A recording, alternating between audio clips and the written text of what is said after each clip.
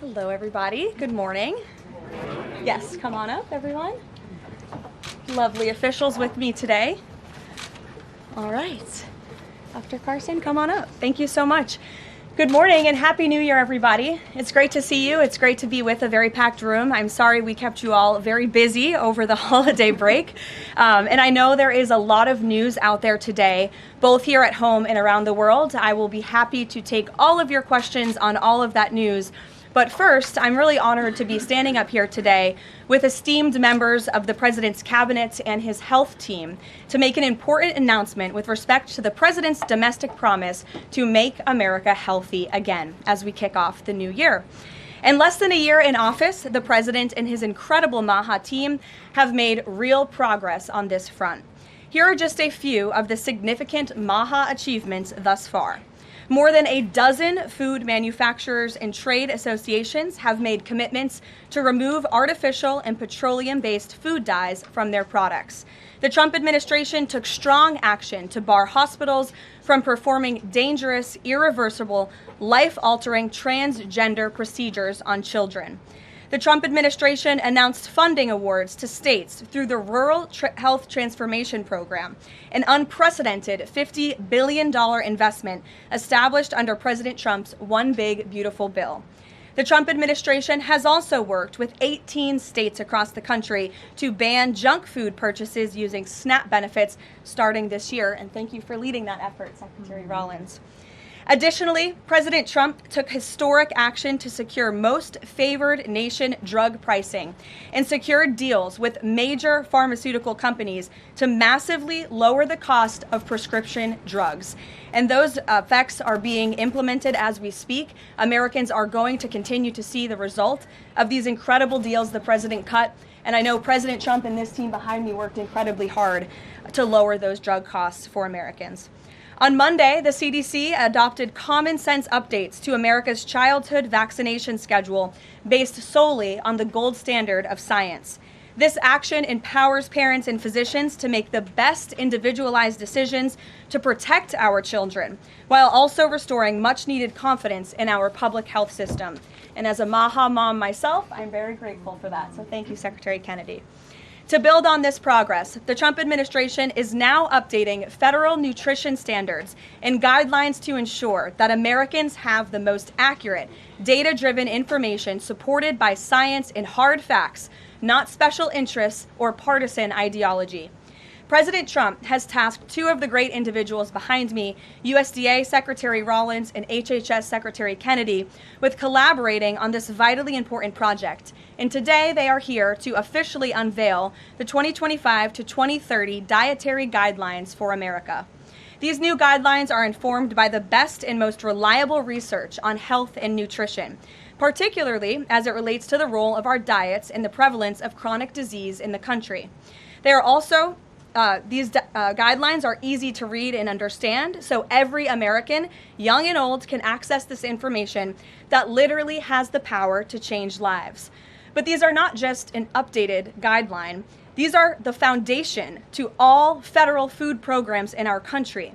These new guidelines are going to update the food that is served to America's children in our public schools, to the plates that are served to our great men in uniform in our military, our veterans, and the food that they are consuming at the VA.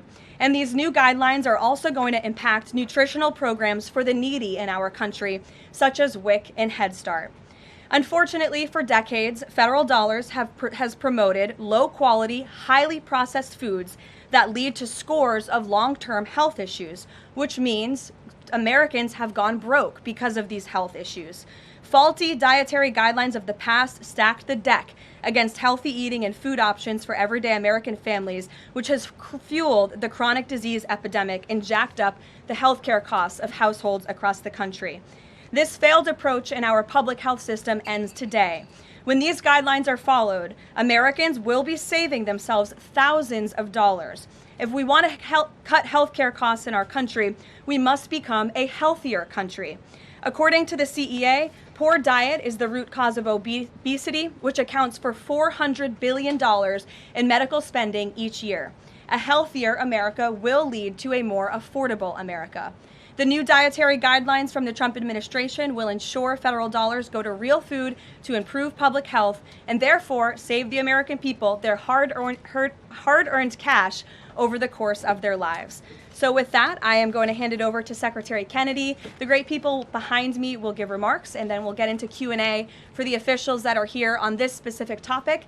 They will leave because they're all very busy people, and then I will open it up to Q&A with the rest of you on the rest of the news in the world. So thank you, and we'll start with Secretary Kennedy. Thank you, Caroline. Thank you. Today marks a decisive change in federal nutrition policy, made possible by President Trump's leadership and the work of MAHA moms and public health advocates who demanded reform. Today, in accordance with President Trump's directive, Brooke and I will release the dietary guidelines for Americans 2025 to 2030, the most significant reset of federal nutrition policy in history. These guidelines replace corporate-driven assumptions with common sense goals and gold standard scientific integrity. These new guidelines will revolutionize our nation's food culture and make America healthy again. For decades, Americans have grown sicker while healthcare costs have soared. The reason is clear. The hard truth is that our government has been lying to us to protect corporate profit-taking, telling us that these food-like substances were beneficial to public health. Federal policy promoted and subsidized highly processed foods and refined carbohydrates and turned a blind eye to the disastrous consequences. Today, the lies stop. The new guidelines recognize that whole, nutrient-dense food is the most effective path to better health and lower healthcare costs. Protein and healthy fats are essential and were wrongly discouraged in prior dietary guidelines. We are ending the war on saturated fats. Diets rich in vegetables and fruits reduce disease risk more effectively than many drugs. Whole grains outperform refined carbohydrates. Added sugars, especially sugar-sweetened beverages, drive metabolic disease, and today our government declares war on added sugar. Highly processed foods loaded with additives, added sugar, and excess salt damage health and should be avoided. As Secretary of Health and Human Services, my message is clear: eat real food. Nothing matters more for healthcare outcomes, economic productivity, military readiness, and fiscal stability. The dietary guidelines shape dozens of federal feeding programs, including Head Start. These standards affect 45 million school lunches every day, meals for 1.3 million active duty service members, and food served to 9 million veterans in VA hospitals. Today begins the work of aligning those programs with affordable, whole, nutrient-dense food. Implementation requires coordination across the government. I'm working with many of my fellow cabinet secretaries to deliver results. I want to thank Bobby Mukamala, thank you very much, who is the president of the American Medical Association, for committing to mobilize the medical community on nutrition. And I thank also the American Academy of Pediatrics for partnering on this effort. I also look forward to working with Dr. Jay Bhattacharya and Dr. Marty Makary to fund and prioritize rigorous nutrition research at the NIH and at the FDA. The stakes are measurable and severe. A Johns Hopkins analysis estimates that 48% of every federal taxpayer dollar now goes to healthcare. The CDC reports that 90% of healthcare spending treats chronic disease. That means that 40%, 40 cents of every dollar that taxpayers pay in this country is going to treat diseases that could be averted through good food. The United States has the highest obesity and type 2 diabetes rate in the developed world. We spend 3 times more per capita than the European Union on healthcare, yet our life expectancy is 5 years lower, largely due to diet-related chronic disease. Our childhood obesity rate is 5 times higher than countries like France. 1/3 of U.S. teens have prediabetes, over 35% are overweight or obese, and 20% of young adults have non-alcoholic fatty liver disease. 77% of military-aged Americans are ineligible for military service because of diet-related conditions. If a foreign adversary sought to destroy the health of our children, to cripple our economy, to weaken our national security, there would be no better strategy than to addict us to ultra-processed foods. It's shocking that our own government helped to drive these cataclysmic changes in our diet.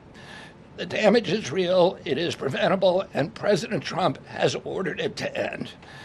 If the United States reduced obesity, type 2 diabetes, heart disease, and Alzheimer's to Japanese levels, we would save approximately $600 billion a year.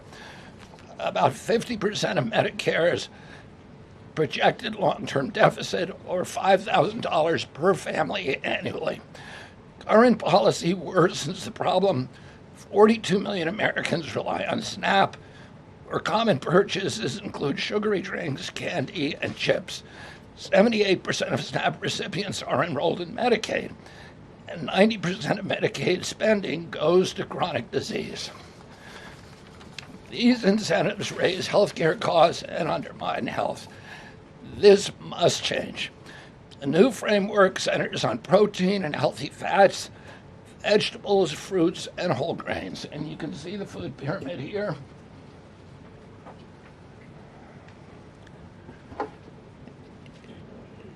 It's upside down, a lot of you will say. But it was actually upside down before, and we just righted it. For the first time, the dietary guidelines directly address ultra-processed foods and set firm sugar limits in federal procurement, driving a significant reduction in added sugar in school meals. I want to thank President Trump for his leadership and the partners committed to ensuring that federal food dollars support real food and better health. Thank you. And I want to introduce my partner and friend, Brooke Rollins, who was an extraordinary collaborator on this. Thank you. Well, good morning, everyone. Happy New Year. What a honor to be here. I think this is Caroline's first press conference back, and what a great way to start the new year, 2026.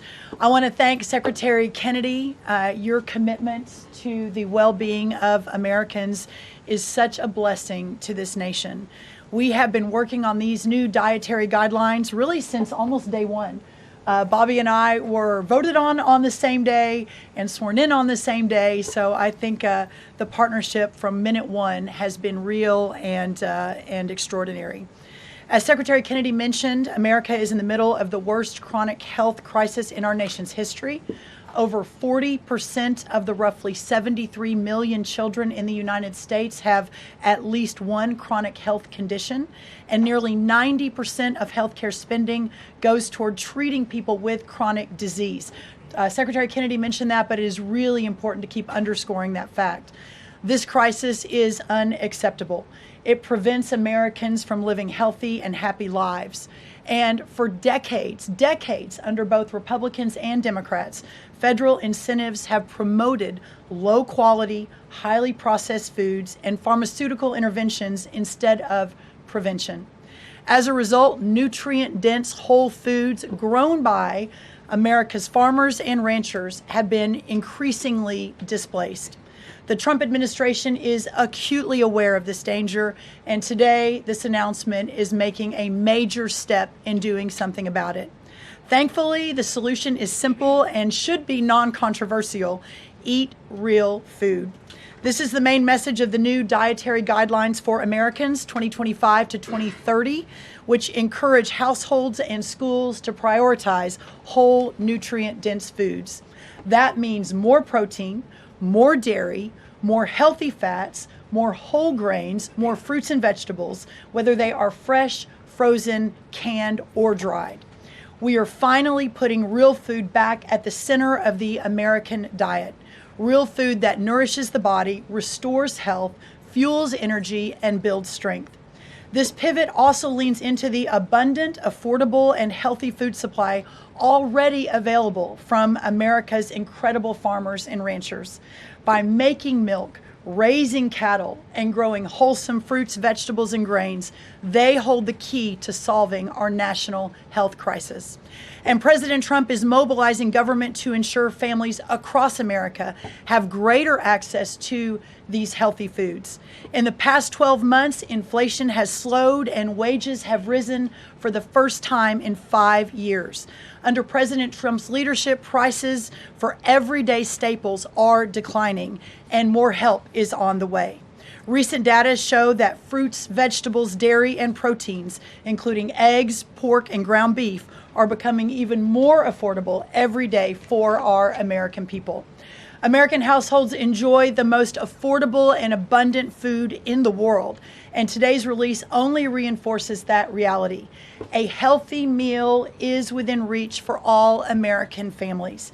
These new dietary guidelines are a framework which is meant to be customized to meet the needs, the preferences, and the financial status of all American families.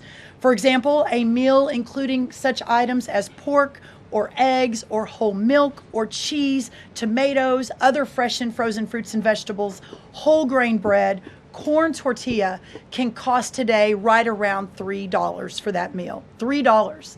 And soon USDA will finalize our stocking standards, which means that those businesses in America that take the SNAP benefit, what they are required to stock in order to take that benefit. By the way, that's almost 250,000 retailers across America. That very soon we will be finalizing that rule that will mandate all 250,000 retailers in America double the type of staple foods that they provide for America's SNAP households.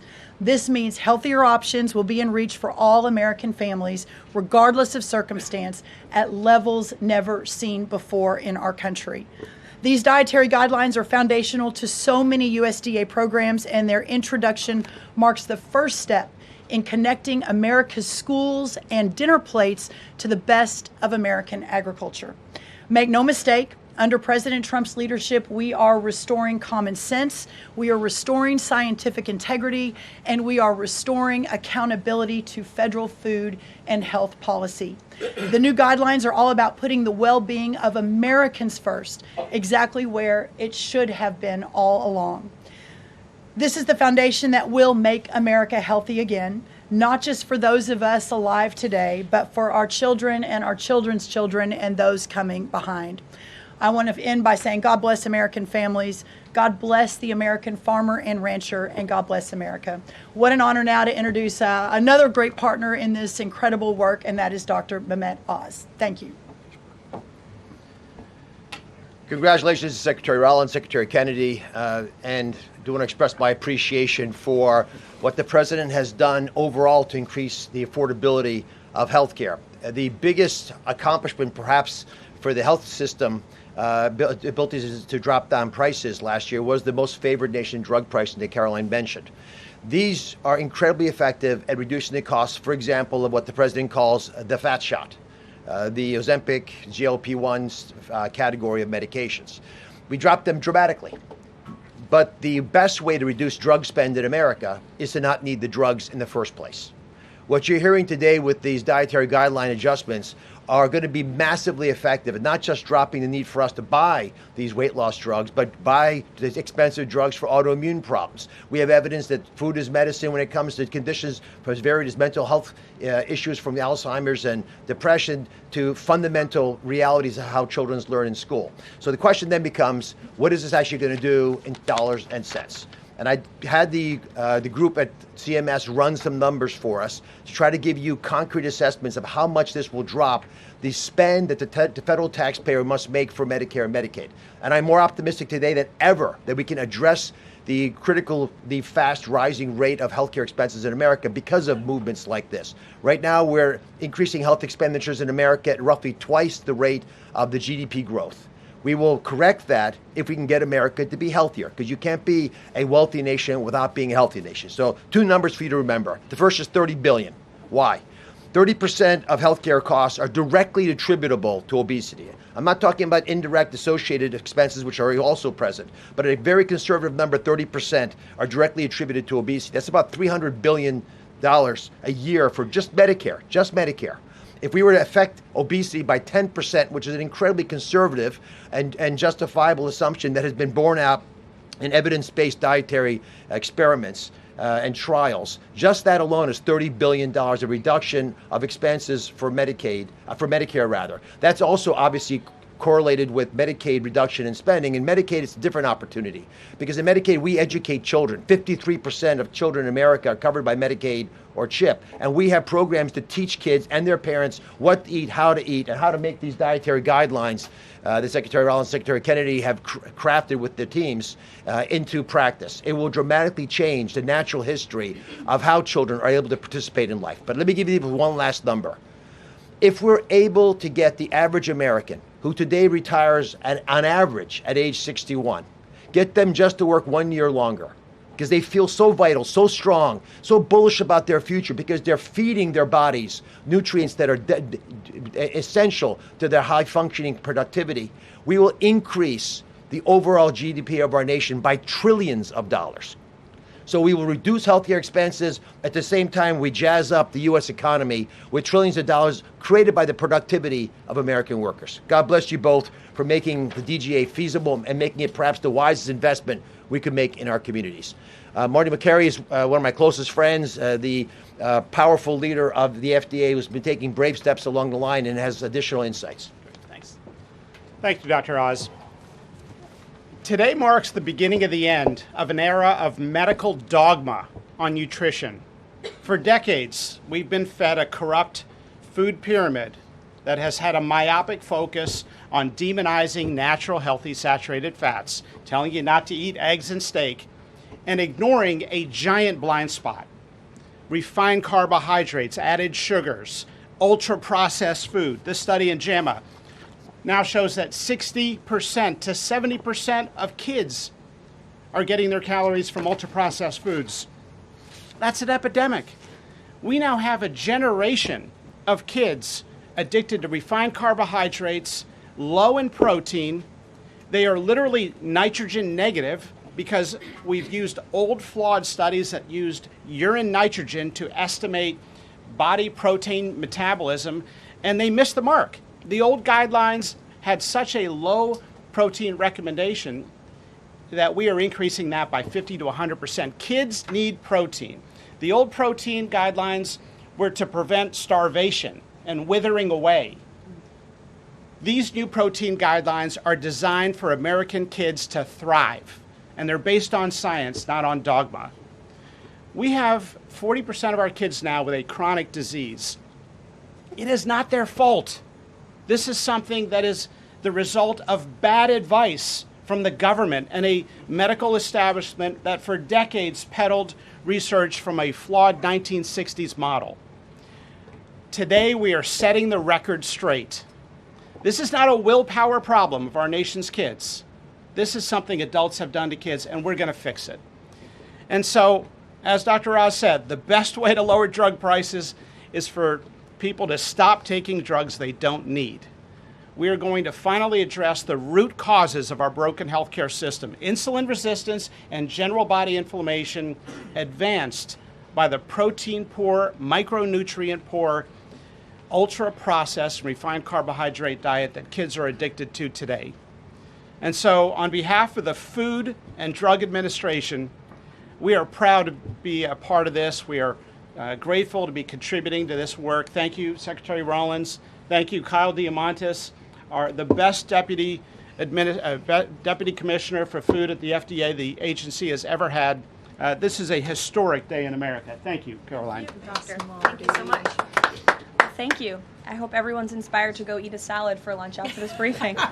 If anybody has questions on this topic, we will take a few and then we'll get into the topic. We'll start with our new media seat. If you have a question on this topic today, Jamie Franklin, she comes from the Conservator. Why don't you kick us off? Yeah, first of all, Caroline, congratulations on your pregnancy. We're so excited for you. Thank you. MAHA moms across the country, including myself, are just so excited by what this administration is doing to make our kids healthy again. But we do have concerns when it comes to these blue states pushing back on a lot of progress that we're making as an administration. And particularly, we're really excited that you guys revised and streamlined this vaccine schedule. However, what we have seen is that these blue states, whether it be no tax on tips, no tax on overtime, or pushing back on immigration, they continue to stop your guys' progress. So what has been the response from these blue states? Because as MAHA moms enrolling our kids in school, this is a big issue, and we celebrate what you guys are doing, but we want to have it even in the blue states as well. I mean, my hope is that we only released these earlier, 2 days earlier. I'm sorry. Duck is also high in protein. It's an interesting. Duck is a good thing to eat, everybody. We only released the new vaccine schedule 2 days ago. The vaccine schedule, there's nothing compulsory in it. Everybody, I've always promised, I'm not going to take people's vaccines away from them. People who want to get vaccines, everybody who wants them can get all of the vaccines that were on the old schedule. They will all be paid for by the Vaccines for Children program or for the insurance the same as before. We release guidelines that we think are optimal to public health. They're the same with core vaccines that are required by the European community. And those nations all have much better health outcomes than we do. And they're based on their best science and also on their conviction that when you put too many vaccines on the program, it actually reduces compliance. It reduces uptake. And so we want to maximize the uptake of vaccines by making sure that Americans know that we are making recommendations that are science-based, that are common sense, that are grounded in science. And right now, that's the best science that we have. And again, there's 3 categories of vaccine. One is the core schedule, which resembles the European countries. The second is for people who have vulnerabilities, for high risk, and that doesn't change at all. And then the third is shared decision making, which any vaccine that was on the old schedule, you can continue to get. So people will make their own choices, and that's what democracy is about. I asked the boss, Caroline, for permission to add a little bit to this because I think it's really important. And by the way, Jamie, what a superstar you are. It's so fun to see you in this seat, Jamie Franklin. The blue state question is a really important one. And for those of us that are running agencies with these programs, I mean, I've talked to a lot of you already about how we have 22 blue states that won't give us their SNAP data so that we can figure out and ensure that those who really need these programs are actually getting these programs. Clearly, you all have been writing about Minnesota. California's next. We're looking at New York, some other states. The amount of fraud in all of these programs is absolutely stunning. And the challenge is, I mean, from Medicaid, et cetera, I know, Dr. Oz, you've talked a lot about that. This is a significant problem, and I think who's really harmed in all of this conversation and when these blue states aren't partnering with us to try to do this right is we say blue states and red states, but in those states there are all kinds of our citizenry and that aren't all Democrat or aren't all Republican. We had a poll that just came out that had about 85% of all Americans believe that states should turn their data over on SNAP so that we can figure out where the fraud is and ensure these programs are going where they need to go. So my request of these blue states and these blue state governors is partner with us. Let us figure out how to do this better. Let us make sure that whether it's the vaccine schedule or the SNAP program or the Medicaid program or the child care program, that we are doing everything we can to protect every tax dollar, but to also ensure those who need it the most vulnerable in our society, are getting the programs they need versus those who A, are not even supposed to be here, or B, are cheating the system. Thanks, Caroline. One of the changes that was made had to do with alcohol. Secretary Kennedy or Dr. Oz, could you explain the science behind the new language on not saying 2 drinks for men and 1 drink for a woman every day would be healthy, and whether or not the industry had an impact on the language of moderation versus just saying alcohol is not healthy and you shouldn't drink it? So alcohol is a social lubricant that brings people together. In the best case scenario, I don't think you should drink alcohol, but it does allow people an excuse to bond and socialize, and there's probably nothing healthier than having a good time with friends in a safe way. If you look at the blue zones, for example, around the world where people live the longest, alcohol is sometimes part of their diet. Again, small amounts, taken very judiciously and usually in a celebratory fashion. So there is alcohol on these dietary guidelines, but the implication is don't have it for breakfast. Right? This should be something done in a small amount with hopefully some kind of an event that might have alcohol added. But the general move away from 2 glasses of men, 1 glass of women, there was never really good data to support that quantity of alcohol consumption. That data was probably primarily confused with broader data about social connectiveness. Take a couple more. John? Thanks a lot, Caroline. Secretary Rollins, I'm curious about with these guidelines. They're not mandates, they're guidelines. What are the practical effects of these guidelines on public schools all across the country? Well, today begins thank you, John. It's good to see you. Today begins the first day now in a recalibration of the rules, whether it's school lunches, whether it's the SNAP program, whether it's that veterans were mentioned, our prison system, that now we begin the process of implementing and redrafting the rules to reflect what this new dietary guidelines for Americans actually is doing to our food system. So there is a lot of work to do. Nothing changes overnight, but as I think we've proven, this administration moves very, very quickly on all fronts, 7 days a week, 365 days a year, and so you'll begin to see some real changes coming very soon. As everyone is aware, for many of our most vulnerable in the margins in our communities, the school lunch is often the best place for our children to get the healthiest meal. Hopefully with stocking standards and reworking SNAP and the SNAP waivers we've done, that begins to change too. But right now, that is going to be the single most important, from my perspective, move forward, is the school lunches and making sure that we're getting the right amount, the best amount, and most nutrient-dense foods into the schools. Thank you. You also mentioned, Secretary Rollins, cost when you had your remarks a little bit earlier. Is eating healthier more cost effective? Is it cheaper than just having a diet of processed foods? I had a whole chart to show you, but left it in the back, unfortunately, that yes, indeed, that eating healthy, for the most part, we've got 100 simulations, is actually less expensive. The challenge is the access to those healthy foods, especially in parts of America where they have food deserts. They don't have a H-E-B or a Kroger or a Central Market. These are all Texan grocery stores, but whatever similar across the country.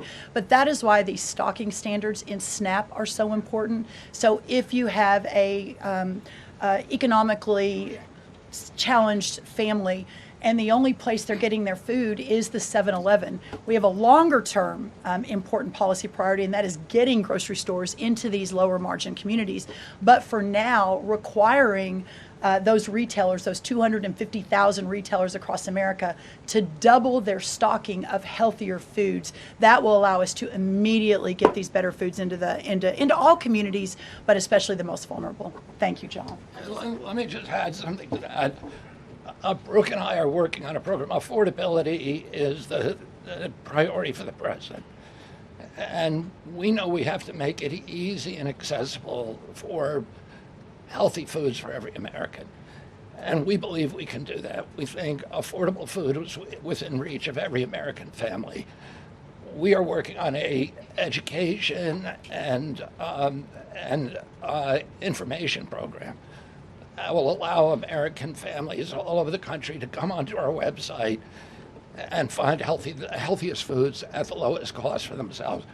I'd also just add this.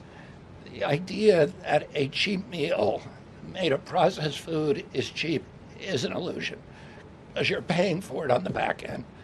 You're paying for it with diabetes, with obesity, with illness.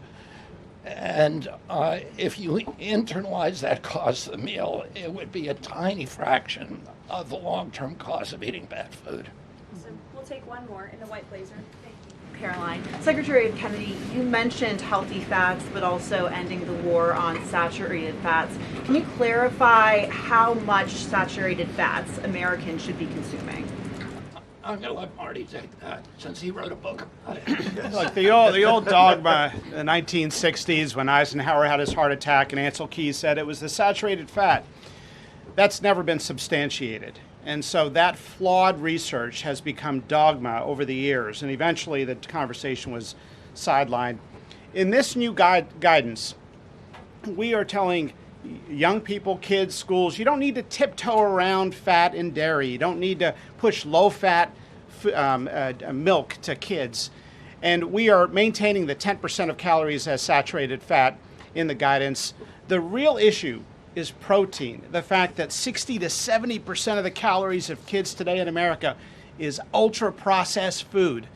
These are the issues that have become giant blind spots where we're now putting attention. And we hope that there are conversations in every school board in America, in every church and synagogue and house of worship, every home in America will now have conversations. We've got to talk about school lunch programs, not just putting 6-year-olds on Ozempic.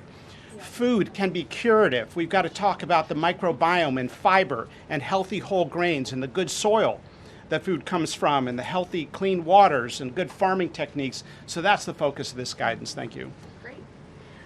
Some of you may be wondering why Dr. Carson is here. He is our National Nutrition Advisor working alongside Secretary Kennedy, and he's played a big role in this effort. So I want to thank you so much, Dr. Carson, for being here today.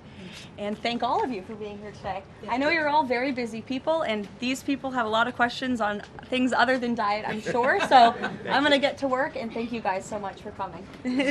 Thanks, everybody. Thank you. Thanks. Okay, thanks.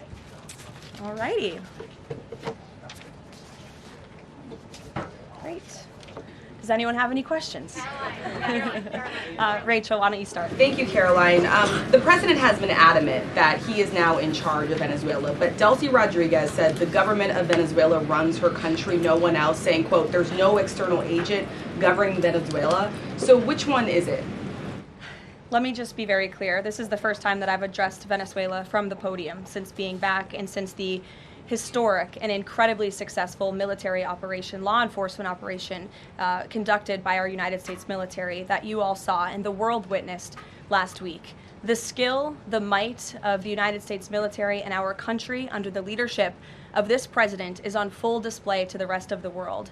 And let's just set the record straight. There isn't another military in the world who could have pulled off this operation. There is not another president in the world or in our nation's history who had the courage to authorize such a mission. And I think the world has taken notice that America is truly back. With respect to Venezuela, the Trump administration, led by Secretary Rubio, the vice president, and the president's entire national security team, is in close correspondence with the interim authorities in Venezuela. We obviously have maximum leverage over the interim authorities in Venezuela right now, and the president has made it very clear that this is a country within the United States, the Western Hemisphere, close by the United States, that is no longer going to be sending illegal drugs to the United States of America. It's no longer going to be sending and trafficking illegal people and criminal cartels to kill American citizens as they have in the past. And the president is fully deploying his peace through strength foreign policy agenda. So we're continuing to be in close coordination with the interim authorities, and their decisions are going to continue to be dictated by the United States of America. Just one follow-up, when you talk about that leverage there, has the Venezuelan government fully committed to turning over its oil to the United States indefinitely, and what happens if they do not? Well, as you saw, the president announced last night, this was a deal. This was a deal made by the president and his team with the Venezuelan interim authorities. This will benefit both the American people and the Venezuelan people. And Secretary Wright and the Department of Energy are working with the interim authorities and also with the private oil industry to execute on this historic energy deal. That's not only good for the United States, but it's also going to revive the prosperity, the safety, the security of both the United States and Venezuela as well. Ed. Following up on the oil part of this, 30 to 50 million barrels of oil, how exactly is that going to work? You're getting it out of Venezuela into the United States? Yes. And then what? That's exactly right. So as you know, Ed, as the president announced last night, this was the sanctioned oil that was basically just sitting in barrels, sitting on ships because of the effective quarantine of the United States of America. And the interim authorities have agreed to release that oil to the United States, so it will be arriving here at home very soon. The United States government has already begun marketing Venezuelan crude oil in the global marketplace for the benefit of the United States, engaged the world's leading commodity marketers, key banks to execute and provide financial support for these crude oil and crude product sales.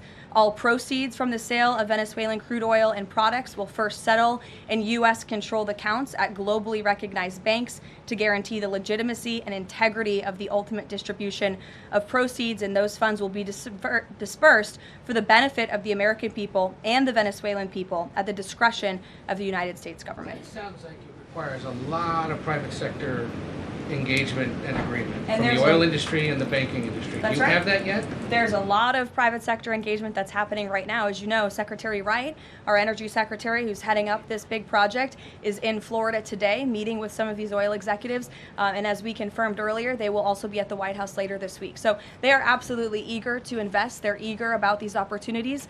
And Secretary Wright is a very well knowledgeable guy when it comes to oil and energy, and he's the perfect man for the job. Another corner of the world Sure. there, real quick on Go Iran. ahead. Go ahead. So just to follow up on the oil, 30 to 50 million barrels is an initial tranche, if you will, and then what happens after that? What I won't get ahead of the plans that the president and his team are currently speaking with the interim authorities about, but rest assured, there is a long-term plan here. Secretary Rubio and the entire team are working diligently on it, and this is just sort of the first action that you all are seeing. Ed.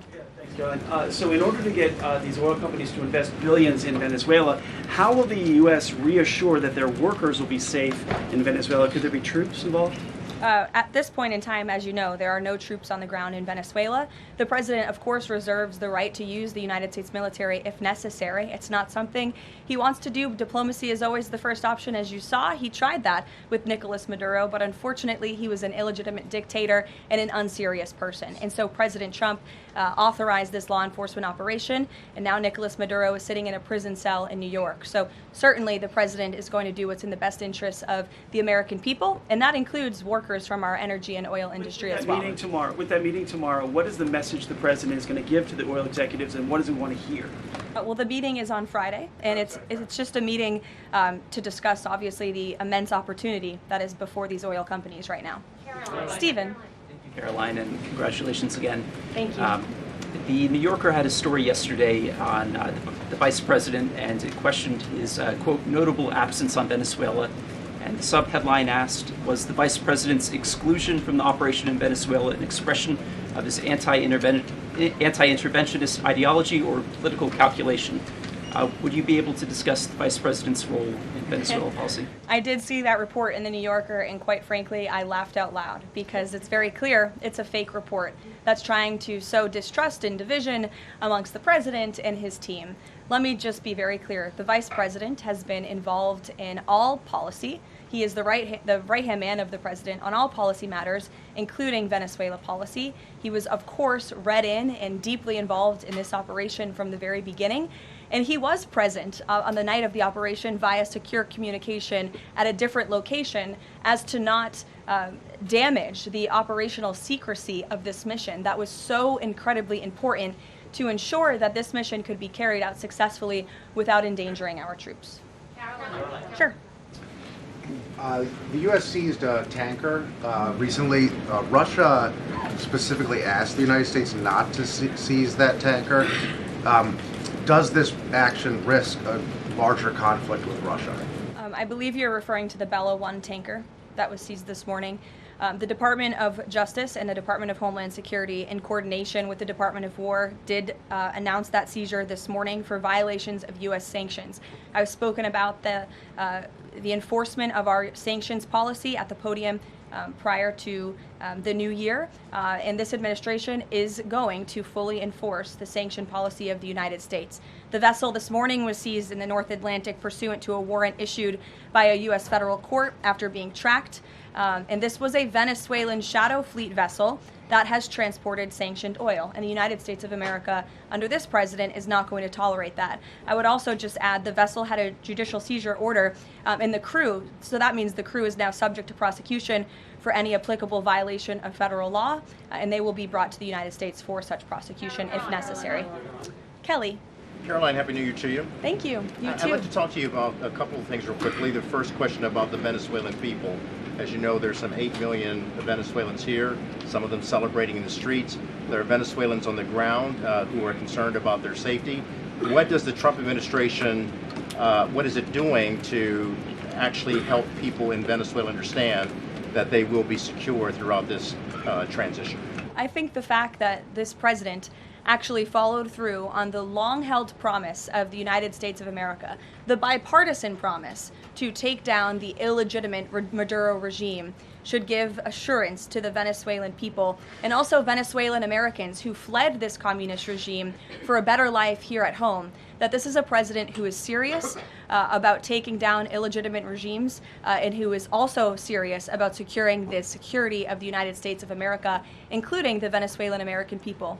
And I would just add that this is something that not just Republicans and President Trump have talked about for a very long time, but it is also something that Democrats have advocated for. In 2020, Chuck Schumer said that that at the time, President Trump had not brought an end to the Maduro regime. The Maduro regime is more powerful today and more entrenched today than it was when the president began.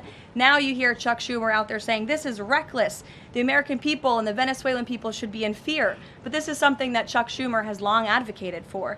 Senator Chris Van Hollen, same thing, had said that the United States is going to use its leverage and influence to push for negotiations to transition to the truly elected leader. This was under President Biden. We know Maduro and his cronies don't want to go quietly into the night. The U.S. needs to work to ratchet up the pressure.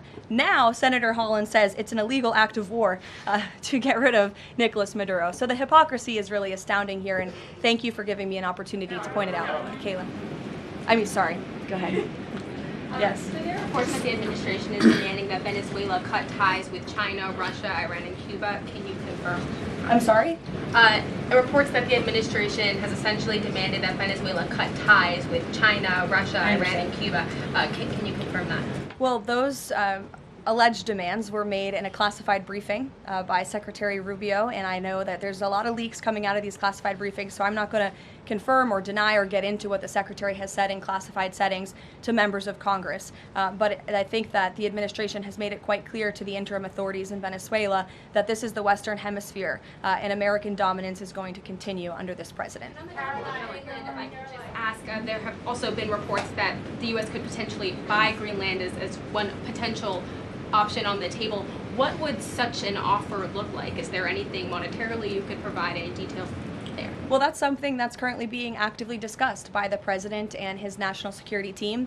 And I would point out that the acquisition of Greenland by the United States is not a new idea. This is something that presidents dating back to the 1800s have said is advantageous for America's national security. The president has been very open and clear with all of you and with the world that he views it in the best interest of the United States to deter Russian and Chinese aggression in the Arctic region. And so that's why his team is currently talking about what a potential purchase would look like. Jackie. Caroline, just following up on Greenland, why not rule out taking it by military force? I know that past presidents and past leaders have often ruled things out. They've often been very open about ruling things in and basically broadcasting their foreign policy strategy to the rest of the world, not just to our allies, but most egregiously to our adversaries. That's not something this president does. All options are always on the table for President Trump as he examines what's in the best interests of the United States. But I will just say that the president's first option always has been diplomacy. Again, look at Venezuela. He tried ardently to strike a good deal with Nicolas Maduro, and he told him, I will use the United States military and you will not like it if you don't take such a deal. And look at what happened. With respect to Iran, the president said the same thing, right? He tried to have serious interest in a deal with the Iranian regime with respect to their nuclear capabilities. They were not interested, and so Operation Midnight Hammer happened, which was another remarkable military success under the leadership of this commander-in-chief. So the president keeps his options open, but diplomacy is always the first. Quickly, just one additional follow-up on that. Does the president recognize Denmark's ownership as part of the kingdom? Because there have been some Republican senators questioning, the claim that Denmark has to Greenland. Is the president in that camp with them, questioning the legality of I have not heard him question it personally, but you're welcome to ask him yourself next time you have the chance. Sanctions are being lifted for Venezuela. We got to lift some sanctions to let the oil come in. Can you talk about that just very briefly? Yes, so the U.S. is selectively rolling back sanctions to enable the transport and the sale of Venezuelan crude and oil products to the global markets, yes. Annie. Thank you. There are some reports from Venezuela that the country's leaders are cracking down on the population, specifically suppressing public expression of support for Maduro's ouster. Is that kind of behavior consistent with what the president wants to see, how the president wants to see the leaders take on the population? It would not be consistent, and I'll let the president's national security team speak further on that. I know they are well aware and tracking. Kelly. Two questions. One, on the seized vessels, the Bella, the Sophia, can you tell us where they're headed, what happens to any existing cargo, and you reference personnel but potentially facing prosecution. That's one thing I'd like to follow on. And then on the Bella. Yes, okay. And on Annie's question, if I could also ask, does the administration believe that the interim regime should release all political dissidents and prisoners and return detained Americans? That's not a question that I've personally spoken about to the president with, so I will let him answer that question. I don't want to make new policy at this podium today with respect to Venezuela. With respect to the two ships that you mentioned, I spoke with you about the Bella 1. There was another vessel this morning, the Sophia, that in coordination with the Department of War, the Department of Homeland Security apprehended it. This is a stateless, sanctioned, dark fleet motor tanker, and this occurred without incident. This vessel was operating in international waters and conducting illicit activities in the Caribbean Sea. The U.S. Coast Guard is escorting the Sophia to the United States for final disposition. To answer your question, Kelly, directly, this was through Operation Southern Spear. The Department of War is unwavering in its mission to crush illicit activity in the Western Hemisphere. And as the President has repeatedly stated, we're going to defend our homeland and restore security and strength across the Americas. Dasha, go. Caroline, thank you and Happy New Year. Thanks, you too. Two questions, one on Venezuela, one on Greenland. You've repeatedly at the podium called the current leadership in Venezuela interim leadership. There are Republicans and Democrats alike that say they want to see elections in Venezuela. The president has said it's too soon to do that right now, but is there a timeline for elections in Venezuela? Is he committed to seeing that this year, for example? You just said the president has answered that question, so I will reiterate what the president has, which is that it's too premature and too early to dictate a timetable for elections in Venezuela right now. Caroline, you just talked to Jackie about diplomacy first, right? The Danes have repeatedly said they are willing to collaborate on all of the concerns that the president has, whether it's more troops, mineral rights, intelligence sharing. Why does the president feel he needs to own Greenland and not and put out the threat of military action when this could be done through diplomacy?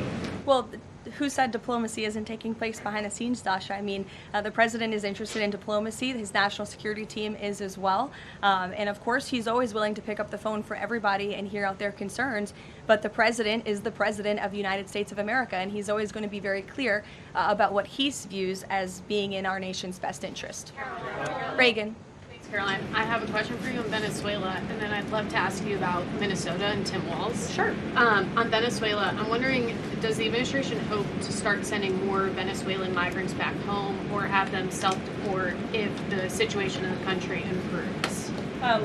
As far as I'm concerned, the policies of the Trump administration and the Department of Homeland Security have not changed.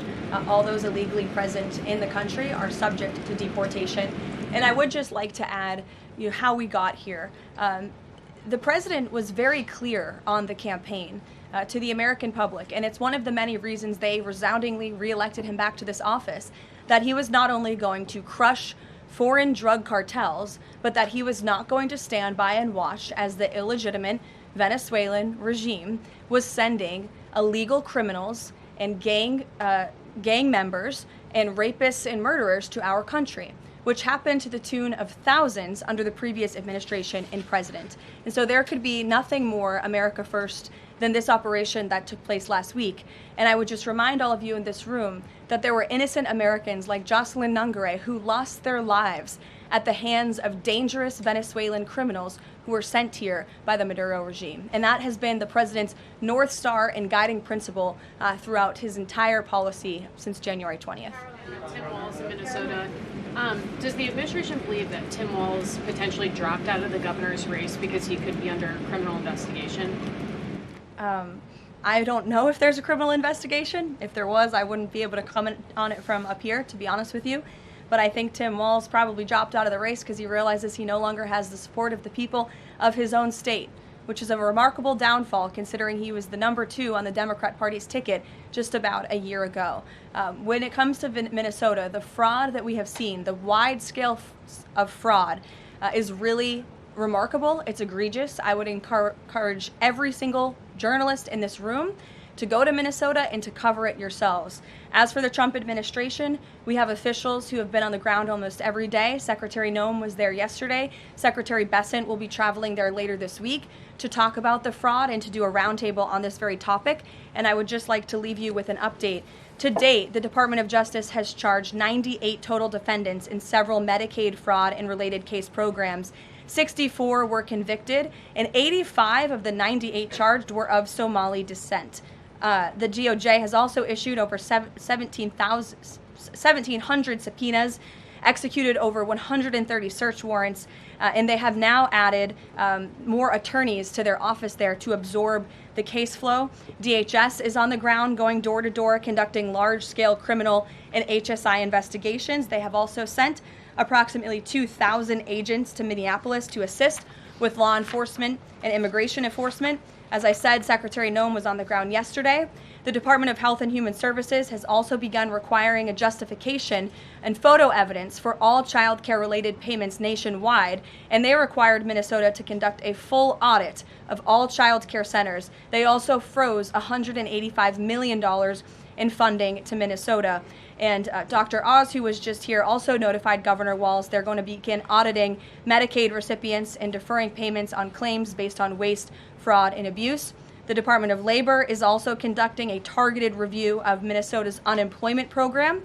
Department of Agriculture requiring Minnesota to conduct recertification for SNAP recipients, and HUD has launched investigations into the public housing. SBA has also suspended nearly 7,000 borrowers amid suspected fraudulent activity. So, with all of that, rest assured this is an all-hands-on-deck effort from the entire administration to get to the bottom of this and to ensure that the ripping off of taxpayers in the state of Minnesota, and it won't just be Minnesota, it'll be any state across this country where fraud has taken place, and we are protecting law-abiding, tax-paying American citizens. Phil. Thank you, Caroline. Just to follow up on Greenland, there are treaties already on the books that give the United States access to the island. They can construct and maintain military bases there. We can house personnel on the island. The U.S. has control of landings, takeoffs, anchorages, etc. So I'm curious if you could just spell out for the American public what specifically would the U.S. gain by taking control of Greenland that the U.S. doesn't already have access to right now? More control over the Arctic region and ensuring that China and Russia and our adversaries cannot continue their aggression in this very important and strategic region. And there would be many other benefits as well that, again, the President and his national security team are currently talking about. Jeff, I'll give you another one. Welcome. A broad sort of stand-back question on foreign policy. Are you concerned about increasing tensions with Russia because of the tanker seizures? And how does the U.S. action in Venezuela impact the ongoing relationship with China and the president's relationship with President Xi? I think the president has very open, honest, and good relationships with both President Putin of Russia and also President Xi of China.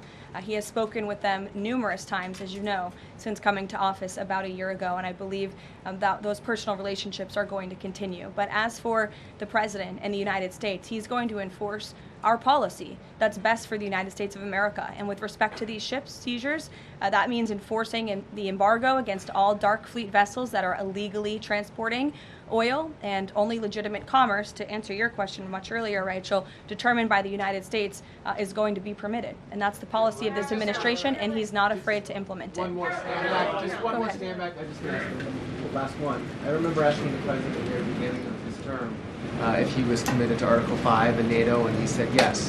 Has his stance on NATO or his commitment to NATO changed? Did you see his statement earlier today? He said we will always be there for NATO even if they are not there for us. And I think that answers your question directly. Yes. Just to follow up on what Jeff was saying there, will the president commit that if any NATO members are attacked, the United States will come to it? Again, the president addressed this directly himself this morning after seeing the coverage from all of you in this room on television, and he made it very clear we're always going to be there for NATO, even if they have not done right by the United States of America. And they have not, they have finally increased their defense spending at the request of this president, but it was only because of this president that they did that. We'll take a couple more. Michael, go ahead. Thank you, Caroline. Happy New Year and congratulations. Thank you. Two questions, You if I may. too. One on healthcare, one on Mexico. On healthcare, the president says he wants Republicans to be flexible on the Hyde Amendment in order to pass healthcare legislation. What is the White House's message to pro-life voters who say federal funding for abortion goes against their values? Well, the president did not change the administration's policy. It was President Trump who signed an executive order protecting the Hyde Amendment. It's the Trump administration that has taken multiple actions on various fronts to ensure that taxpayer dollars are not funding the practice of abortion. What the president was saying yesterday was Republicans, and frankly Democrats too, need to show a little bit more flexibility so we can actually get something done with respect to the issue of health care. Republicans have amazing ideas. The president himself, as we spoke about earlier, has launched this Most Favored Nation drug pricing initiative, has cut good deals with Big Pharma. He wants to see Republicans, and Democrats too, if they're willing, codify those executive orders into law so that these good deals can remain and these prices can continue to be lowered long after this president and this deal maker in chief is gone. Presidents talked a lot about health savings accounts and giving more money back to the healthcare consumer rather than to these giant insurance companies, and he's been very outspoken and tough on them too, and I think you'll see more and hear more from him directly on that issue. So he wants to see Congress get something done with respect to health care, and that was the point that he was driving home yesterday. Mexico, Caroline. Haley, President Trump says the drug cartels are running Mexico. What action does he need to see Mexico's president, Claudia Sheinbaum, take to prove that she's in control of that country, in control of those cartels? And does the White House believe she's able to do that without U.S. intervention? Look, I think the president was speaking very candidly and frankly about the reality on the ground in Mexico. Haley. Caroline, Happy New Year. I wanted to Thanks, ask you you too. about the seized tanker, the Vela. There were reports before this that Russia had sent a submarine to escort it. Was there any engagement with that submarine? And then was the deconfliction line of Russia used ahead of boarding that? Again, this was a Venezuelan shadow fleet vessel that has transported sanctioned oil. The vessel was deemed stateless after flying a false flag, and it had a judicial seizure order, and that's why the crew will be subject to prosecution. Mary. On Colombia, the president had talked over the weekend and suggested that he would be open to an operation there. Should the president of Colombia be expecting Delta Force anytime soon? And then I had another one for you on California. That would be a very unwise question for me to answer, to weigh into. What's your next question? On California, can you share any more about the fraud investigation? The president said that there was one. Who's being investigated and where is it starting? Again, this is going to be a all-hands-on-deck government-wide effort. The president has directed all agencies across the board to look at federal spending programs in not just Minnesota, but also in the state of California to identify fraud and to prosecute to the fullest extent of the law all those who have committed it. Take one more. Sure. Thank you. Caroline, yesterday was the 5-year anniversary of January 6th. Democrats and mainstream media continue to push their big lie that it was an insurrection and that police officers died that day. The reality is that 4 Trump supporters died on January 6th and 2 women were killed by January 6th police. Everybody knows Ashley Babbitt was shot in cold blood by Capitol Police Officer Michael Byrd, but there was another woman, her name was Roseanne Boylan from Georgia, and she was pepperballed, gassed, and ultimately brutally beaten with a stick by January 6th police officer Lila Morris. The Biden administration and mainstream media lied and told Americans Roseanne Boylan died of a drug overdose on Capitol steps. Her family is now asking for an investigation. Is the administration aware of the circumstances of her death, and will there be an investigation finally? Well, for investigation, I will have to defer you to either the FBI or the Department of Justice, and I'm sorry to have to do that. But with respect to all of the facts that you just laid out, the White House relished the opportunity yesterday to actually create a new website to share the facts with the American public, but also all those in this room. We knew the media would be covering January 6th quite a bit because they think it's something that the American people are still believing their lies on. They think it's something that still helps their case against this president. Obviously not, or else he wouldn't have been reelected in an overwhelming fashion in November of last year. And so I would encourage everyone to take a look at the website. It's quite well done. And thank you all very much. It's great to be back with you.